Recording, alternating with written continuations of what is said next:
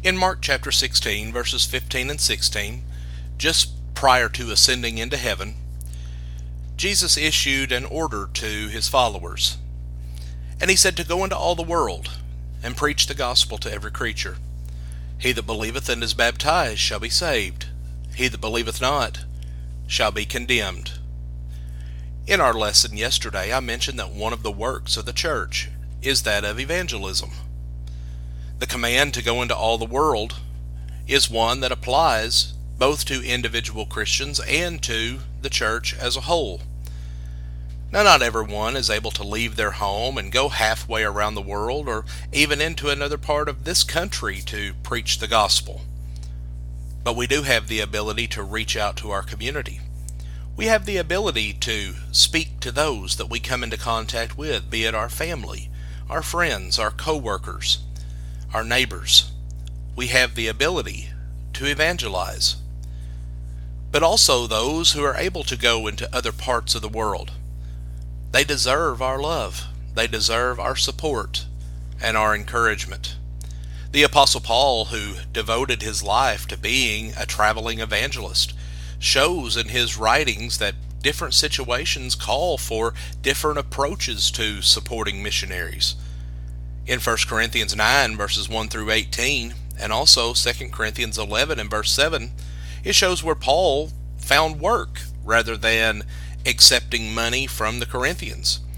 But in 2 Corinthians 11 verses 8 and 9 and Philippians 4 verses 15 through 18, we see that the time did arise where the Apostle Paul accepted support from other churches to support his mission work.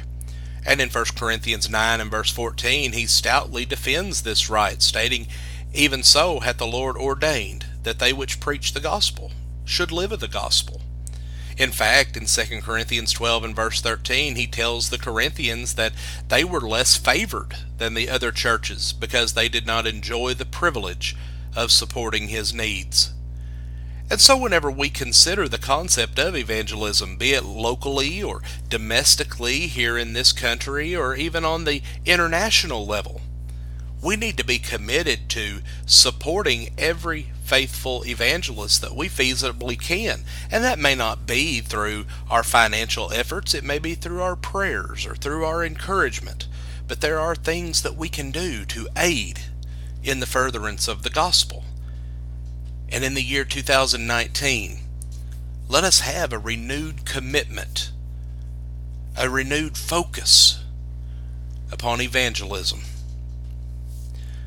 We also need to have a greater commitment to benevolence, which is the third work of the church.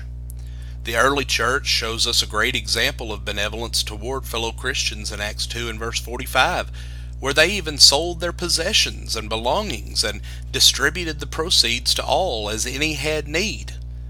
Then we have the example in Acts 6 verses 1 through 6, where the church provided for the needs of Christian widows.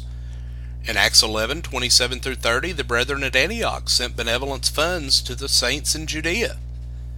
And it's shown overwhelmingly in the New Testament that the benevolent work of the church is to be first for her own members, but not exclusively for her members. For Paul told the churches of Galatia in Galatians 6 and verse 10, "So then, as we have opportunity, let us do good to every one, and especially to those who are of the household of faith." In 2019, we need to be more in tune to the needs of those that are around us, to seek out those within our community who are struggling, those who have fallen on hard times, those that the church is able to come to the assistance of.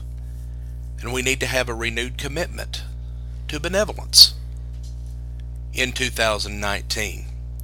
And so when considering the things that we've studied thus far, we see that as children of God, we need to have a renewed focus upon the work of the church. The church is not just something that we do when we come together in a building somewhere. Being a part of the body of Christ means that we are taking an active role, that we are interested in the spiritual and the physical well-being of those of our community and those throughout the world.